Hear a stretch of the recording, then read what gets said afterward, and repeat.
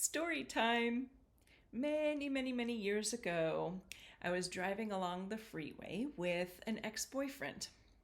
I decided I wanted to do something fun, so I asked him if you could do anything that you wanted to do right now, what would it be? And he said, I don't know, kayak, I guess. And so I said, okay. That set the stage for what I was going to do next. Over the next week or so, I guess it was, I started to plan a little trip, unbeknownst to him. I didn't mention again, he had no idea this was going on.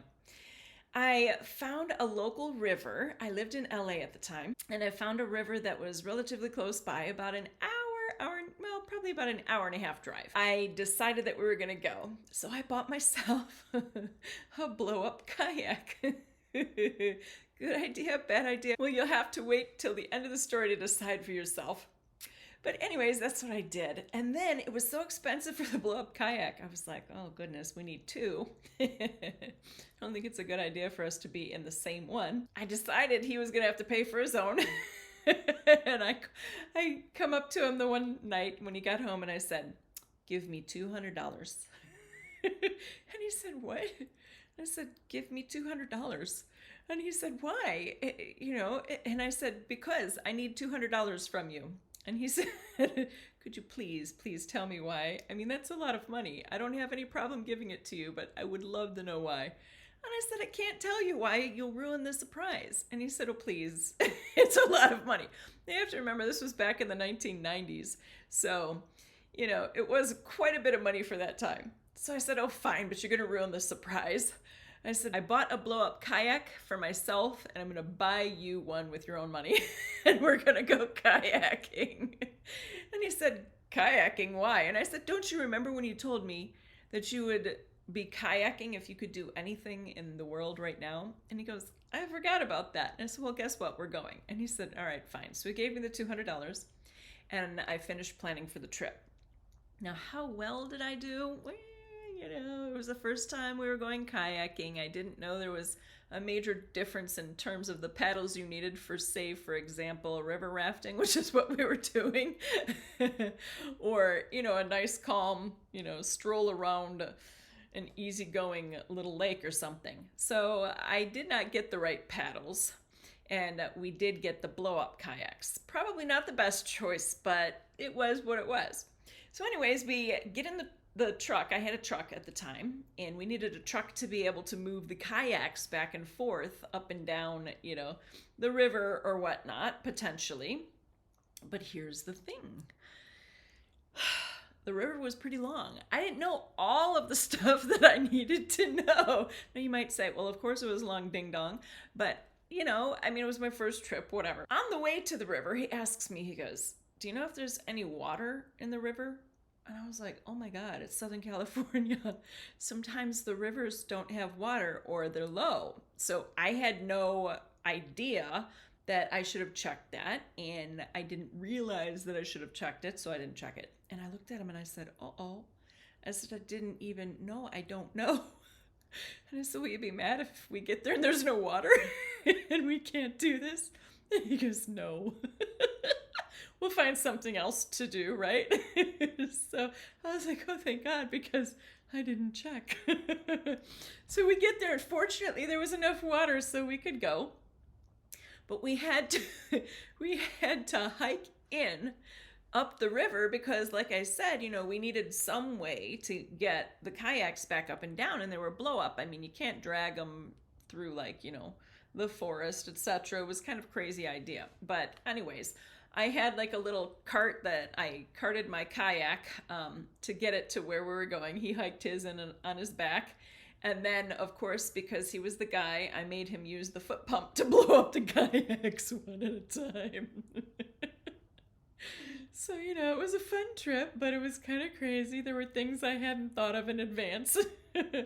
Looking back, I probably would have done things a little differently, but it was fun. So that's the point, isn't it? If you want to have fun, you just go and you figure it out. Anyway, while he was pumping these kayaks with a foot pump, so boom, boom, boom, boom, boom, right? And it's taking forever. Up the riverbank comes the biggest snake I have ever seen in my life. Either caged or uncaged. And this one was obviously uncaged as it's slithering up the river embankment. And it's probably about like, I don't know, maybe 6 to 8 feet long. I kid you not. This was the biggest snake I have ever seen in my life. I later found out it was a python. Oh my God, it was horrendous.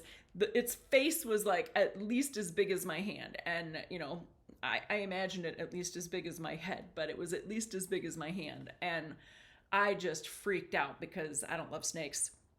So I'm looking at this thing and I'm like, oh my God, hurry up.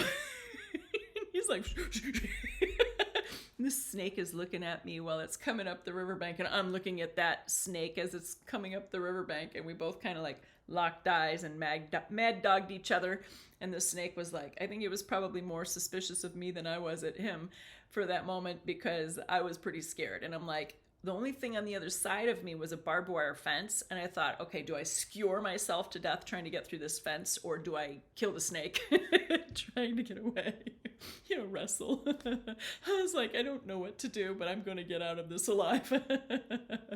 So anyways, the snake kind of just looked at me as he slithered away, and he passed us, so he didn't cause any trouble, so we were okay. But anyways, after the ex-boyfriend finished foot pumping the kayaks and we were all ready to go, we get into our kayaks in the river, and we were excited, not knowing that we had inadequate gear in terms of our oars. So anyways, as this happens, we get down to the end of the river, and it was funny because we made it the first time out, and it was kind of crazy the way that it happened. You know, the ex-boyfriend had some troubles with his oars, but nothing that we couldn't handle. He did almost miss getting back to the truck and float down without me past and to the bottom of the river. But he was able to use his oars and finally get back up, and had water all over his face and glasses and everything. I was like, oh, shoot, you made it. So we get back to the bank, and there's these river rats. Now, not actual rats. They're people, but that's what you call them, right? River rats. And so this was in Bakersfield, California, and these guys were locals, and one was an older guy. So they're sitting there and just like playing their guitar and singing some songs right where we got back on the bank where my truck was. And they had a truck there, and they had their kayaks there. And so when we got out, we were like sitting and chit-chatting with them, and they're like, hey, you want to go with us down the river, because we have 2 trucks, and so one of us can put our truck at the very base of the river, one of us can put the truck here, and then we can drive back and forth to get the kayaks to where they need to be once we're done. And so I looked at my ex-boyfriend, I'm like, what do you think? And he's like, well, hell yeah, we drove all the way out here for this, right? So we get into our kayaks, and this part of the river was a lot more exciting than the one we had just got through. But unbeknownst to us, like I said, we had inadequate gear. The river rats were kind of like, what are you doing with those oars? So they gave me the better oars. They had better oars for themselves, but they knew how. Like the one guy, his name was Phil. He said he used to just float with nothing and tie like a little drink thing onto his foot so that would bob in the river, and he'd go down with the rocks and everything with no kayak, no nothing. So he grew up out there and he knew what he was doing. So they gave me their oars and took mine so that I would have an easier time, thank God, going down that river, because there was a point of that river where my ex-boyfriend had some trouble and Phil had to rush over to help. So at this point, the poor ex-boyfriend was going over these rocks, and he hit one of the rocks with his oar, and it broke the oars in half, and he lost half of the oar. And he was like, oh my God. And he's sitting there with only one oar trying to figure out how to get this raft to where it needed to be without, flipping over and destroying himself on the rocks or whatever. So here comes Phil to the rescue, and he goes on over there and he throws his oar to him and grabs the one oar that my ex-boyfriend had, and he's like, psh, psh, psh, psh, and Phil's all fine. So my ex-boyfriend was like, thanks, man. I'm like, thanks, man. Oh my God, I guess we're going to get some better oars if we ever do this again. But it was such an exciting trip. It was so much fun. We all had a blast. And fortunately, because we had met those guys, we were able to do more of the river, and we were able to go back and forth and do it a couple times. And my ex-boyfriend was okay because Phil saved the day, and we both had better oars because of these guys, which was really cool. So we ended up keeping in contact with them for a little while, and they were a lot of fun, and we had a great time. And the whole moral of this story and the point of this story is live your life, have some fun, figure stuff out. Don't worry about the outcome as much. Just you do want to worry about the safety, so remember, get some good oars, so to speak.